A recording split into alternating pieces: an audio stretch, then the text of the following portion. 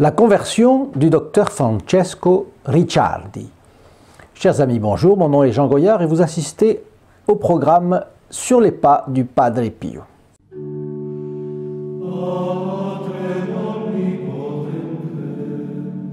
Nous sommes contents de nous retrouver autour de notre bon Padre Pio. Et aujourd'hui, vous allez peut-être trouver trop simple ce petit fait de la vie du Padre Pio, mais il est merveilleux. Et donc, je ne vais pas renoncer au plaisir de vous le raconter, même s'il est simple. C'est une conversion. Et de fait, le docteur Francesco Ricciardi était un athée militant. Et au lendemain de la guerre, on sait bien, les athées militants étaient légion en Italie. Donc c'était un athée militant, mais qui en plus menait campagne, une grande campagne de diffamation contre l'Église catholique. Et en plus contre le Padre Pio. C'est-à-dire qu'il habitait tout près de chez le Padre Pio et il accusait le Padre Pio de tous les maux, un charlatan, etc., etc. Et voilà que la vie a commencé à ne plus lui sourire quand ses collègues médecins lui ont détecté un cancer de l'estomac et décelé extrêmement tardivement. Là, c'est déjà la tristesse qui s'abattait sur lui. Mais on n'a pas attendu beaucoup pour savoir qu'il était condamné et qu'il était même agonisant. Alors là, il faut remarquer une chose, c'est qu'il était très généreux. Il était athée, mais c'était un athée généreux.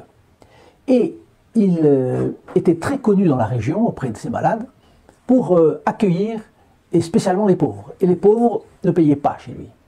Donc il avait un passage très très grand de personnes pauvres, et à l'époque, San Giovanni Rotondo était peuplé de gens pauvres. Surtout.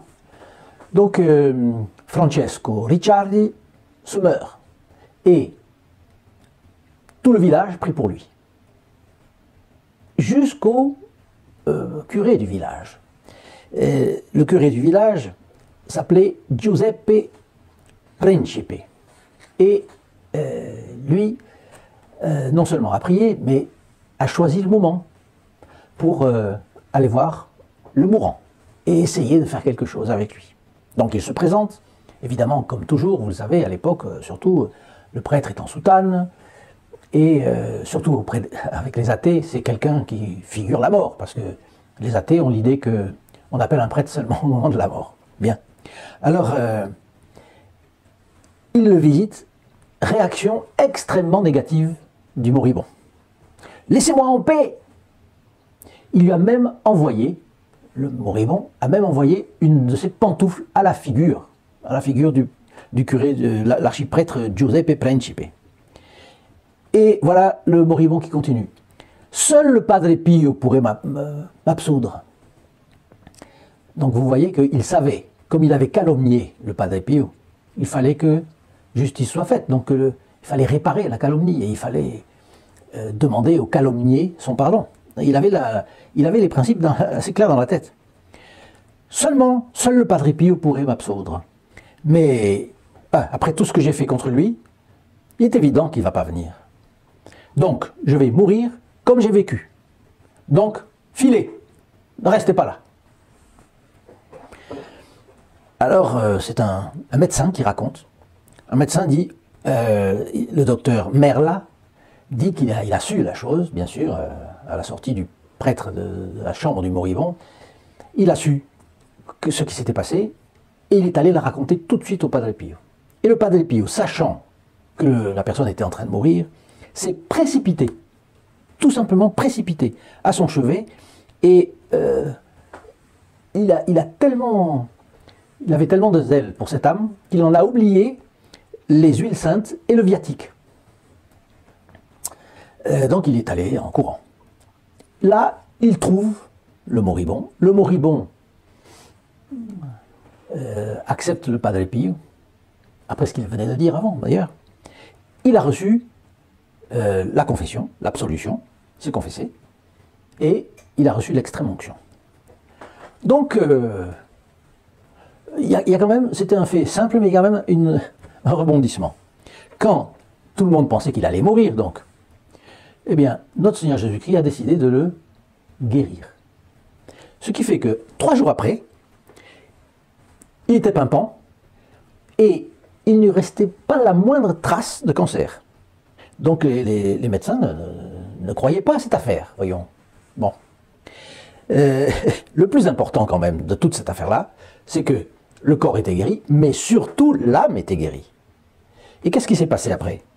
Eh bien, ce vieux lutteur anticatholique est devenu un fidèle du Padre Pio.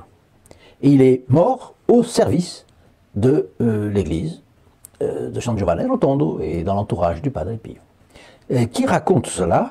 C'est quelqu'un que j'ai déjà cité, c'est José Maria Zavala, dans son livre « Les miracles inconnus du saint au stigmate ». Alors, c'est simple, c'est très simple, bien sûr. Certains d'entre vous vont dire c'est trop simple. On en fait tout un tralala de cette histoire.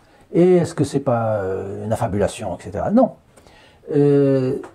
C'est que il y a eu les prières de tout le village, de San Giovanni Rotondo, et il y a eu le zèle du Padre Pio. Et pour parler du zèle du Padre Pio, je vais vous raconter une petite histoire qui m'est tout à fait personnelle, mais qui montre la vertu du Padre Pio. Dans cette perspective, je vous remercie et surtout, je vous souhaite une bonne semaine avec la bénédiction du Padre Pio.